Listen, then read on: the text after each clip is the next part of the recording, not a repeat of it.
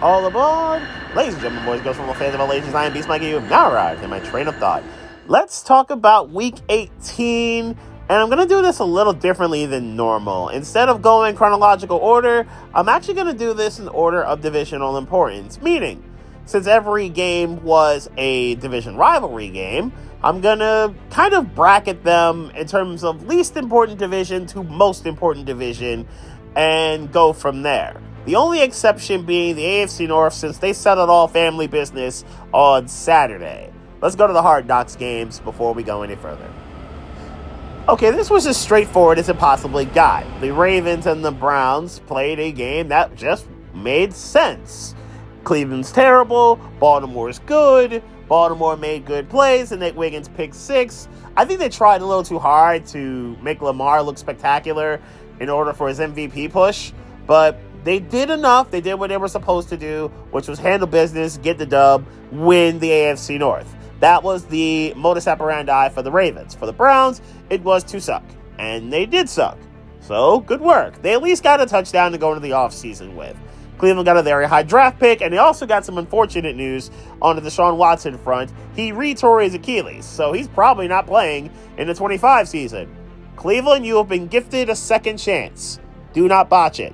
Baltimore, your season truly starts tomorrow. Obviously, I will talk about that in this video. So because Baltimore won, it means Pittsburgh's goal was the 5 seed. If you get it, you go to Houston and you don't see Baltimore again. At least not yet. Or, if you lose, the Bengals are alive and you are guaranteed almost to go back to Baltimore while the Chargers will make their plans to go to Houston. That's effectively what happened here. The Bengals came out swinging. Joe Burrow was not mincing around. He handled business from go. But it never felt like the Bengals could get away from the Steelers because Pittsburgh's defense wouldn't allow it. Pittsburgh's defense made sure to make enough plays to keep them in it. All they had to do was get enough of an offensive effort and production from Russell Wilson and company to keep them afloat and possibly steal the game at the very end. They never really got it. And it's really Pittsburgh's own fault. George Pickens, instead of arguing with people, decided not to catch the football. It was not a great look. The Steelers' 2-minute offense was nowhere to be seen, and I have no idea what Mike Tomlin and Russell Wilson were really thinking with the extra time out to spare and choosing not to use it. It was a downright brutal way for Pittsburgh to lose the game.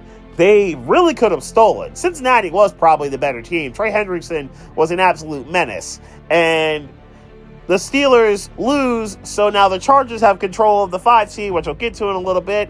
And for Cincinnati, they're alive. But that's all they could really do. They need some help. Did Cincinnati get it? We'll talk about it. Now let's go to the Sunday games, and we'll start with the NFC East because almost nothing of relevance really happened here. Okay, the Commanders won the 6th seed. That's pretty much all that happened. And that's really it. Trey Lance was kind of meh in this game. Nothing special. He wasn't 5-0 horrible like he was in a game in the preseason, but he was nothing special. Jaden Daniels played a little bit, but didn't have to do too much. Smart decision making. Washington, got a lot of their guys out. McLaren did score the touchdown at the very end, but no harm was really done. It's just another good win for Washington, and Dallas season ends painfully, but at the very least, it's over. Just draft Ashton GT. But will they keep Mike McCarthy? A question we'll need to know the answer to later.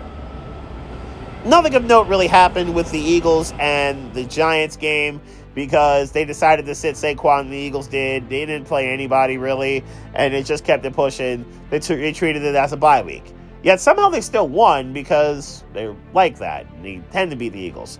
Okay, cool. Or beat the Giants, I should say. Okay, cool. Malik Neighbors continued to do his thing. He had a very good rookie season. But the Giants' damage was really done when they beat the Colts. Why would I say this? It cost them the number 1 overall pick. In fact, they don't have a top 3 pick.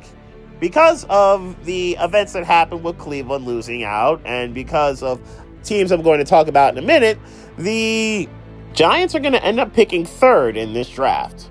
Unfortunately, there are only 2 top quarterbacks to get in this draft, and the teams in front of you are going to probably need quarterbacks for the 2025 season. Good luck in trying to get one, Giants. You had your chance, and you might have blown it. Now let's go to the AFC South because nothing of note necessarily happened here. First, the Jaguars and the Colts. Jonathan Taylor's season ended really well. He was spectacular down the stretch, and despite the Colts self-destructing at MetLife, he did his part, and he did his thing. This game somehow went to overtime for some reason, and nobody really watched it. I don't blame you if you didn't, but the Jaguars ended up taking the L because, of course, they did. The Colts are a slightly better team, and Indianapolis ends what is an incredibly frustrating and incredibly disappointing season by not making the playoffs and now picking 14th in the draft. For Jacksonville, somehow you're picking top 5 after all that happened here, and the Trevor Lawrence injury and the self-destruction that your franchise undertook. The Jaguars are somehow picking 5th in the draft, and they've gone effectively nowhere in the Trevor Lawrence era.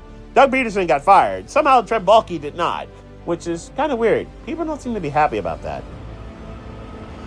As for Houston and Tennessee, Houston kind of sort of didn't play some of their guys, and they dominated the Titans anyway. Tennessee's not very good, obviously, and Houston's preparing for the 4 seed and their annual Houston Invitational, which is the Saturday afternoon game for Wildcard weekend. They always seem to host it. Every single one of their first round games has been this game. Saturday, 4 o'clock, first game of the playoffs. The Texans are usually the ones hosting it whenever they win the AFC South, like they did this year. They dominated Tennessee, not much really to write home about, but for Tennessee, other business needs to be handled. I will talk about that when it gets to the AFC East. For the NFC West, not much really to say here. For the Cardinals, it's a good end to what was an all in all very frustrating, very disappointing December, where the Cardinals had a playoff spot, and they were looking really good in terms of actually making the postseason until, I would say, the Seattle game when they went to Seattle. And Kyler Murray got locked down, he threw a terrible pick 6, and it felt like at that moment their season changed. They never really recovered, and unfortunately for them, the rest of the division, not named the Niners, got themselves together and pulled away from Arizona. It's a heartbreaking end to what was looking like a very promising season. There were some promising points for Arizona, though. Trey McBride had a great breakout season. He was excellent. He finally had a touchdown last week receiving. Great look. Marvin Harrison, very efficient, very effective. He was just like his dad his rookie year. Marvin Harrison Jr. cooked basically when he got Peyton, but he was always efficient before Peyton. He got good efficiency from James Conner. To me, this Cardinals team needs an edge rusher in the worst way. Please go get one. Niners, you need to get healthy in the worst way. And figure out what you're going to do with Brock Purdy. That seems kind of important. Niners got a 40-piece hung on them by the Cardinals in this game, which is kind of wild to think about, but it actually happened. And they got swept by the Cardinals for once. Again, kind of weird, but it actually happened. Niners, how do you recover? And is your window officially shut? It feels like it, though. This game could have been meaningful. This game could have been awesome. Unfortunately, the strength of victory tiebreaker gave the Rams the division before Week 18, so this game became absolutely meaningless. Don't tell that to Seattle, though. Seattle wanted this game. And don't tell that to Geno Smith. He wanted this game. Geno Smith and company did everything they could to win this game. And they did. They looked very impressive in this game. DK Metcalf caught a touchdown pass. Geno Smith was determined to fill his bank account with $6 more million in it. And he got it. He succeeded. Great work by Seattle to end what was a season that I think a lot of people didn't see coming, that they would be even 10 wins good, but they got there. Good 10-win year for Seattle. For the Rams, all right, your season truly begins now. You do drop to the 4 seed, okay, fine, but all in all, a good year for the Rams in Seattle. You've got a lot of pieces. Figure the quarterback for the future out, I think you'll be just fine. Now to the NFC South, and what I learned about this division is that we have 2 teams that could fight for it next year, one team that could be sneaky good if healthy, and the Saints. But I'm going to start with the Panthers and the Falcons, where I have to say, Carolina, in terms of the, I would say, start of November on, looked like an actual functioning, competent football team at points. They gave a lot of teams a lot of problems. From Tampa to the Eagles to the Chiefs, they were giving teams fits. Bryce Young seemed to get it. Bryce Young seemed to something clicked in his head or something. He figured something out, and I can really respect that. That's a very good end of a sophomore season for Bryce Young. It's not time to bail on him. Give him help. Give him maybe another receiver, perhaps edge rusher to replace Brian Burns. That would be a very good thing for your defense. Derek Brown and Shaq Thompson coming back to this defense would be a good look. You have a cornerstone young corner in J.C. Horn. Good work. Carolina got it together, and that's a beautiful thing. Falcons, last year you were the most frustrating team in the NFL. This title you might retain because there's no reason you had a 2-game lead and sweep tiebreaker over the Bucs with half a season to go, with Kirk Cousins playing really well in both those Bucs games and generally playing a good amount of ball, only to crumble. And to crumble to the point where you didn't even control your own destiny going into this game. So naturally, of course you lose because you don't know what you're doing when it comes to handling late game situations. You don't know what you're doing on defense because, my goodness, you don't have a pass rush. And yet again, you lose a coin toss in overtime, and for the second straight week, you get burned by it because the former Heisman Trophy winning quarterback dices your defense up and down the field and wins the game and ends your season. This was a very disappointing year for the Falcons, and a year that did not have to be anywhere close to disappointing. For Carolina, sure, you don't make the playoffs. Sure, your record's still bad. Sure, you're still a kind of sort of bad team. But this is the most amount of hope I have for the Panthers in about the last 3 years. Good job, Carolina. You're going places. Atlanta, you're just going to the shadow realm. So yes, while the Tampa Bay game was going on with New Orleans and it became meaningless at the very end, it wasn't. Tampa Bay struggled badly in the first, I would say, 40 minutes of this game. I don't know what Todd Bowles was thinking. Todd Bowles, as a strategic coach, doesn't seem to be that kind of dude sometimes. And he got bailed out because Baker Mayfield and Mike Evans refused to lose. Bucky Irving as well. Bucky Irving had a very good rookie season. Tampa Bay's offense bailed out the Todd Bowles-led Tampa Bay defense from certain doom. Well, and the Panthers helped too. But this was a game that was looking very well in doubt until Tampa Bay got their act together at the very end of this game. McMillan, who should have got penalized for the taunting penalty, did catch a dime to put the game ahead, to put the Bucs ahead, and they never really trailed after that or were really truly threatened after that. The only question being, would Mike Evans get to 1,000 yards? And I felt like that's what the entire NFL world was looking at after we knew that Tampa Bay was winning the division, after we knew that Atlanta was out, Atlanta was going to lose to Carolina. The only question was left standing was, would Mike Evans get to 1,000 yards? And New Orleans is going to probably be kind of sort of embarrassed that they were the ones that allowed Mike Evans to get that last 9 yards. He only needed 5. He got 9. He finally got there. Mike Evans, 1 stack for the 11th straight year. He's going to go to Canton, obviously, and no one's wearing the 13 jersey in Tampa Bay ever again after this. And I think the entire NFL world outside of New Orleans and Marshall Lattimore were very happy to see that. Why did I mention that name? You'll find out later. Next stop, the AFC East. And when it came to this game with the Patriots and the Bills, it was a mixed bag for Patriots fans. On one hand, you have a free one right in front of you because Josh Allen's going to play 1 snap, and if you win this game, it will go on the register. Nobody will care about 5 years that you beat a Bills team that won a bunch of games and was the 2 seed in the AFC. However, the cost would be really great if you won. See, if you won, then you don't get the first overall pick, and teams that I had previously mentioned have golden opportunities to do so because the Giants and the Titans and the Browns all lost. Choose wisely. So what did New England try to do? New England promptly went to, for the most part of this game, Joe Milton. And Joe Milton had a career day. He's a rookie, and it's his first day of really actually playing real legitimate snaps in an NFL game, but he cooked, and he cooked well. And unfortunately for him, he was outcooked.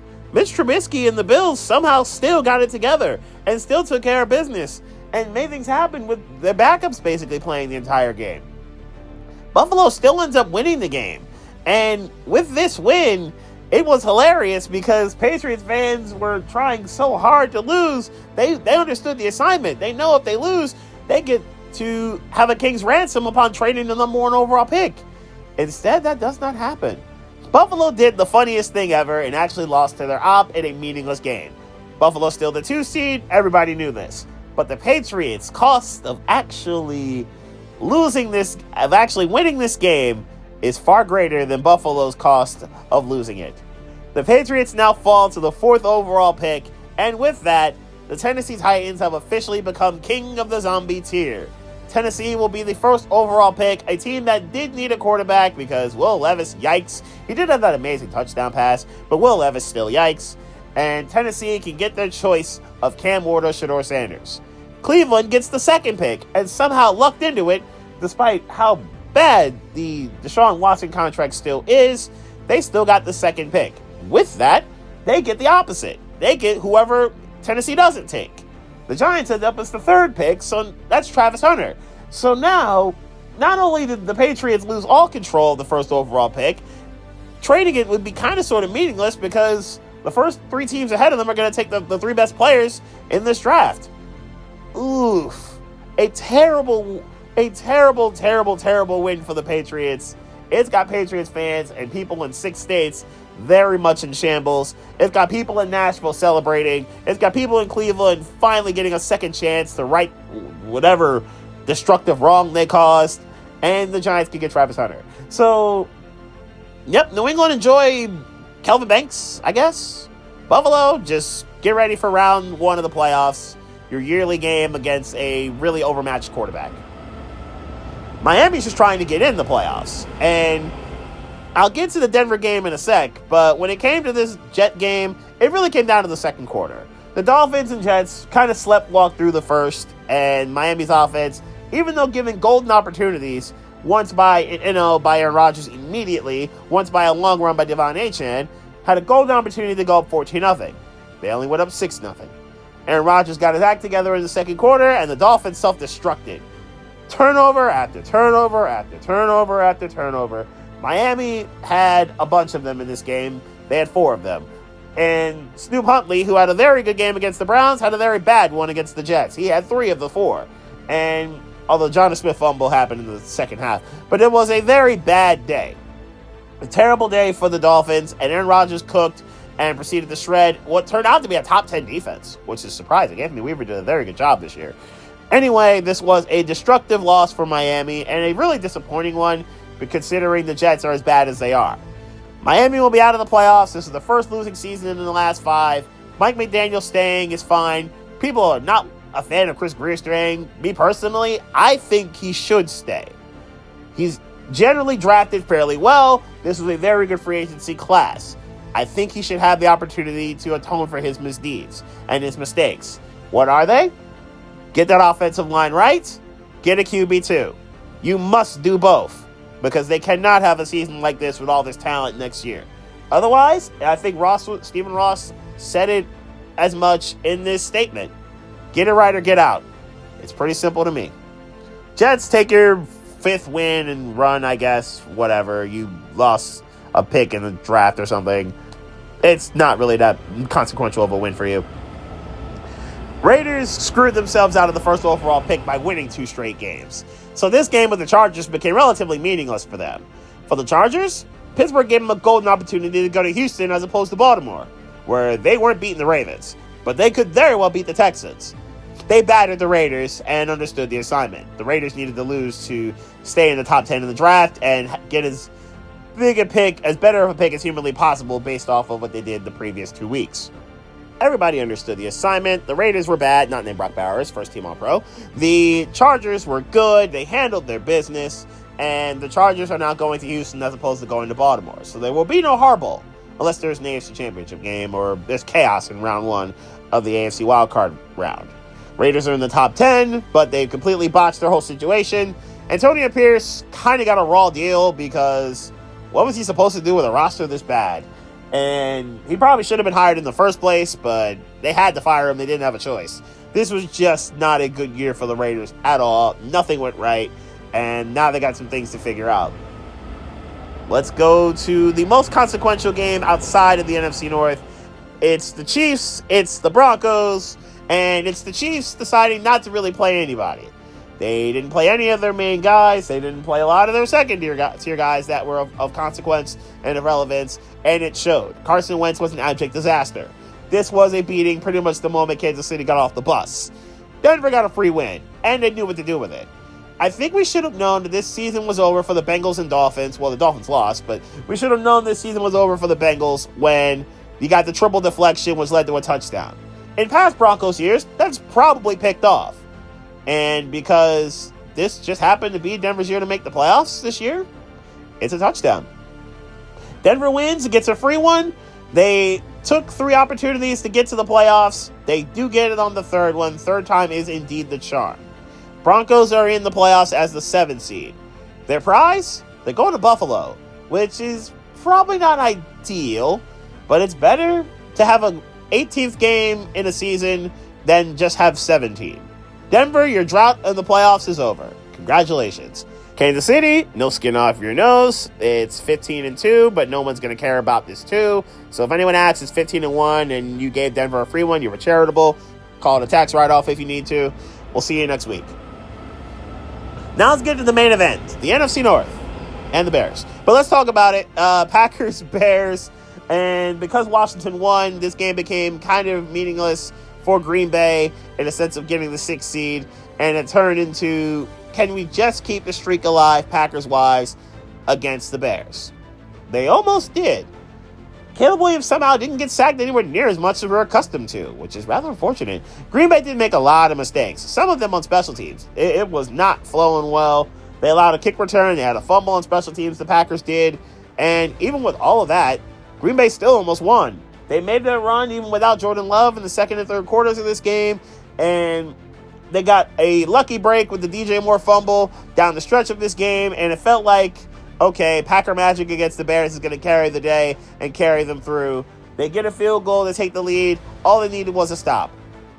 The stop did not happen. The Bears somehow got it together. They pulled it together long enough to get back in the field goal range and conquer the ghost that truly was a signature part of their season crumbling. Not the signature part, that's the Hail Mary, but a signature part being the block kick that they had the first time. They conquered that demon, that kick went through this time, and the Bears finally end the streak against the Packers. The first win in years against Green Bay. So at least a season that was incredibly bad and incredibly self-destructive and hilarious for a lot of Bears ops at least ends by beating your arch rival. And Green Bay, you lose momentum and this game. Jordan Love should be okay for the showdown against the Eagles, which could be grand opening, grand closing into the Packers season. But I'll talk about that in a little bit. And of course, now we're here for the main event. It's Lions, it's Vikings, it's 2 14-2 teams. Winners the 1 seed, losers the 5 seed. And Sam Darnold playing in the biggest game of his life. And the lights were too bright for Sam Darnold. He was not good in this game at all. A lot of throws were missed. A lot of opportunities were missed. Detroit was almost begging the Vikings to score in the red zone, and Minnesota just couldn't do it. They went for it a la Detroit style to go for it, and unlike their pizza, this wasn't good. They overthrew Justin Jefferson several times, Darnold did, and just could not capitalize off the opportunities they were getting from the Lions. And Detroit said, all right, after a while, that's enough of that, and we're just going to punish you with Jahmyr Gibbs. And a defense that really played well in this game to allow Minnesota to only score 9 points. Yikes. And if there's one thing I've learned about Brian Flores when it comes to his defenses over the years as a Dolphins fan and watching him in big games as Dolphins coach, usually when they play good opponents with a functioning offense in a big game, they don't do as well. And for the second time this year, they didn't do very well against a very good, very dominant, at times, Lions offense. Detroit gets the 15 wins, 15-2. They're going to have the number 1 overall seed. Minnesota, you become the most destructive and the most productive 14-win team of all time. Unfortunately for you, It's the 5 seed, not the 2 seed. Oof. Detroit became the last stop of the regular season train of thought. Week 18, I went 9-7. And my overall record, the closest regular season, will be 184-88. So not bad. I'll take that. Roughly 2/3 of games I got right. So I'll take it. That's not too bad. So normally this is the part where I would either preview power rankings or just do them. But in this case, I'm going to do something a little different. I'm going to do the power rankings after the season, once we got all the playoff stuff in place and I can really kind of sit down and think about the playoff teams. Instead, I'm just going to jump right into the playoff predictions. I'm going to do Wildcard weekend right here and now. And I'm going to start in the Houston Invitational, which is their 4 o'clock Saturday Wildcard game. This time, it's the Chargers that are the opponent.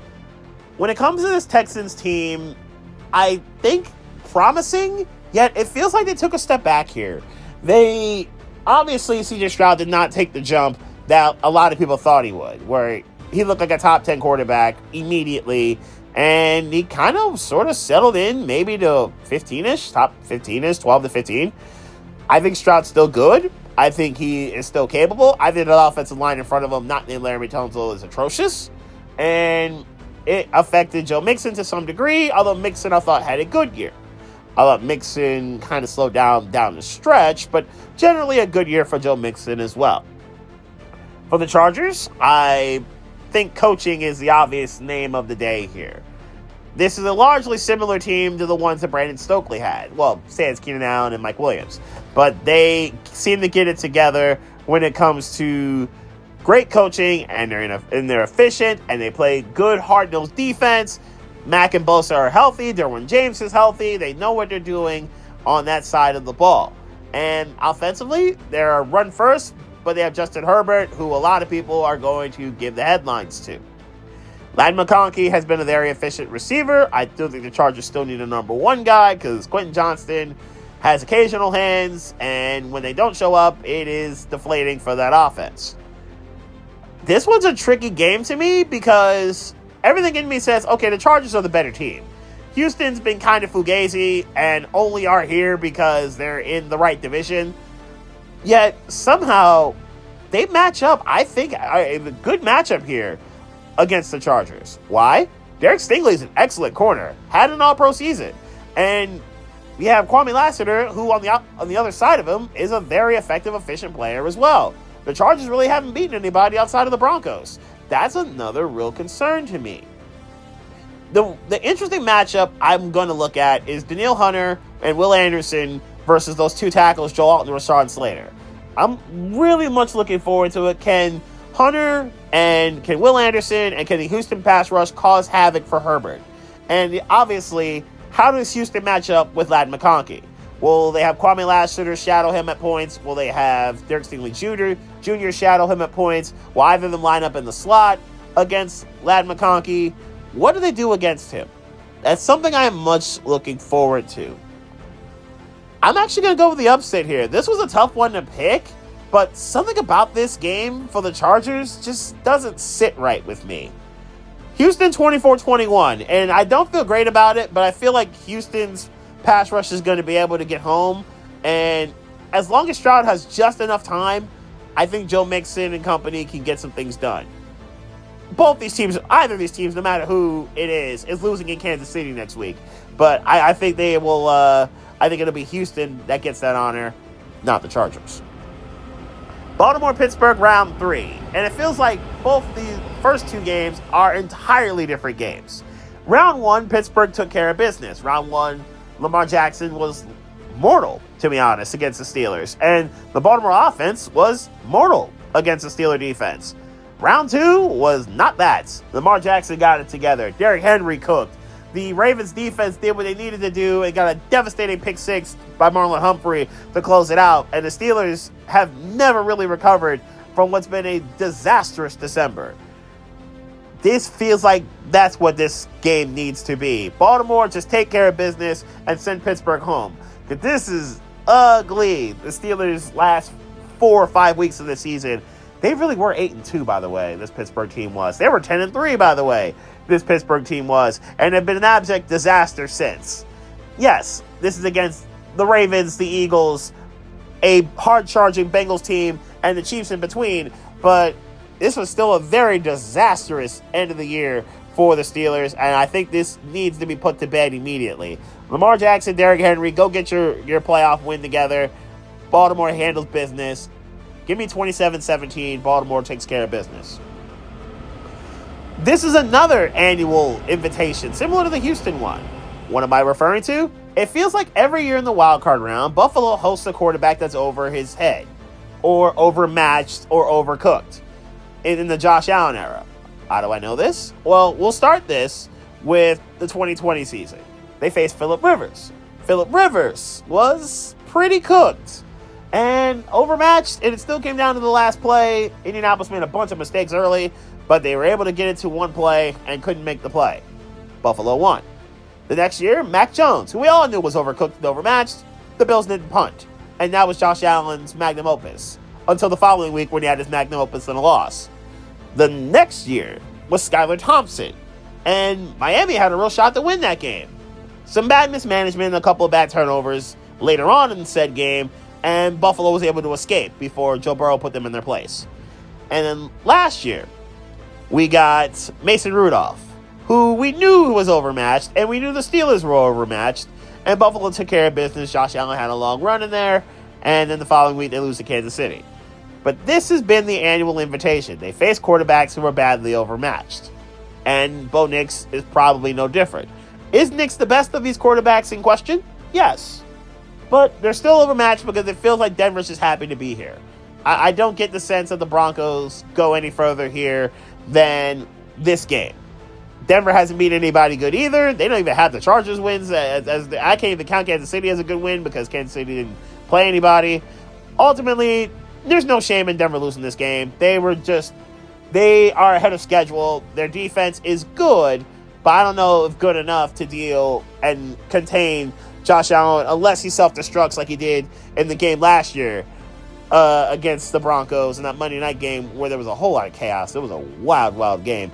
But I don't think that's happening this time. Buffalo wins 33-20. I think they take care of business and they move on to round 2 for a showdown with Baltimore. Lamar versus Josh Allen. You both have one job this week. Don't blow it. Now it's Eagles and Packers. Not in Brazil, but at the link this time. And Green Bay should have Jordan Love back. They should be relatively healthy there. But unfortunately, Christian Watson not back. The torn ACL is a devastating injury. But somehow the Packers receiving core, I think, is going to do just fine. I like Jalen Reed a lot. I like Romeo Doubs a lot. They should be healthy. Both those tight ends are healthy. And Green Bay has got Jacobs, who's built for this kind of weather and running the football. Green Bay should be okay here. Not having Jair Alexander is going to hurt. A.J. Brown will make sure of that. And how do they cover him? Well, they put Xavier McKinney over top of him to make sure that Jalen Hurts has to throw it to somebody else. McKinney had an excellent season, and I'm glad he got an All-Pro berth. He was very worthy of the All-Pro nod. Jalen Hurts, how healthy is he? That is my big concern here. I don't know how effective or how close to 100% he will be for this game on Sunday. He's been practicing this week. I'd like to think he will play. I'd like to think he will be a little more stationary. At least he should be, at least for the sake of his health. And I think the Eagles will overall win this game, but I don't feel great about it. Give me something along the lines of a 23-20 game. I think the Eagles are going to struggle a little bit because of Hurts' injury situation. Jordan Love has been kind of feast or famine in a lot of these games.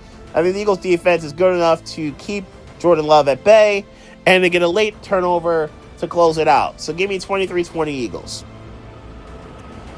Washington and Tampa, another Week 1 rematch. And we saw in that game, Jaden Daniels was good, but the Commanders were overmatched. The Commander defense got absolutely shredded by Baker and company, and Tampa Bay's offense did what they wanted to do whenever they wanted to do it. Now, sure, Tampa Bay's the pass defense is not good. And I think Washington has shown that they can get busy, whether it's McLaurin or Zacchaeus or Zach Ertz, who came on real strong down the stretch. and it did not matter. The Commanders were shredding cats. And then there's Tampa, who I don't think Washington's offense is all that great either, but Tampa Bay has shown with Baker and Mike Evans that they can get busy against everybody. I mentioned the Marshawn Lattimore before. I am so glad we get one more Lattimore versus Mike Evans game. Mike Evans is greatest op. Marshawn Lattimore's greatest op. I am so glad we're getting this one more time. This is fun to see. I am very much looking forward to it. All in all, to me, I think Tampa Bay is a little bit further along than Washington is. I do think Washington will put up a good fight in this game. I think it'll be a good amount of points in this game because that's how Washington gets down. And Tampa Bay's defense, though good, I don't think is going to be good enough to completely stop Washington. Give me something along the lines of 30-27 Tampa Bay, but this is going to be a really good game. And then we're going to close it out with the Vikings and the Rams, and this game will be played in Arizona because of the horrific scenes that are going on in Los Angeles and in California in general. Please stay safe out there because that's really unfortunate to see that, and these wildfires are absolutely insane. I hope the firefighters out there are able to do what they need to do to put them out eventually and try to rebuild and repair some of the damage that has been done. The federal government, as announced by President Biden, already said they're going to foot the bill for the damages, which is nice, but it's just heartbreaking to see all that go down in California and to see some of the images, like LA being a very, very red sky to start the day. It was just a wild, wild scene to see that. Hopefully everyone's okay out there.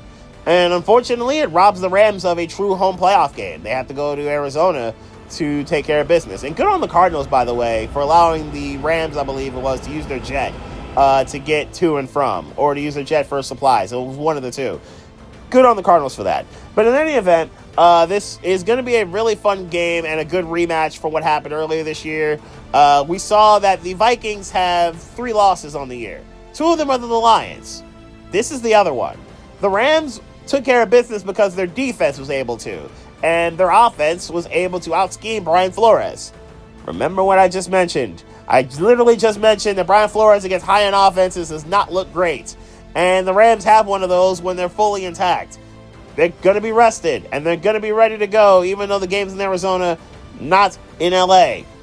I'm going to take the Rams here.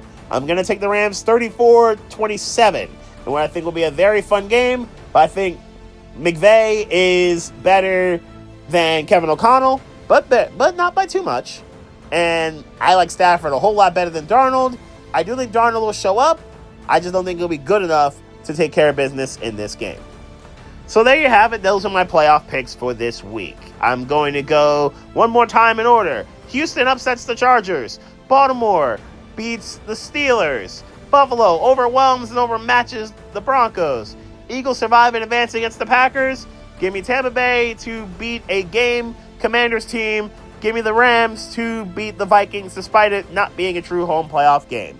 I'm looking forward to these games. I'm going to recap them and then predict the divisional round next week in this forum. So you already know what time it is. Chargers, Texans, you will be the first stop of my next train of thought.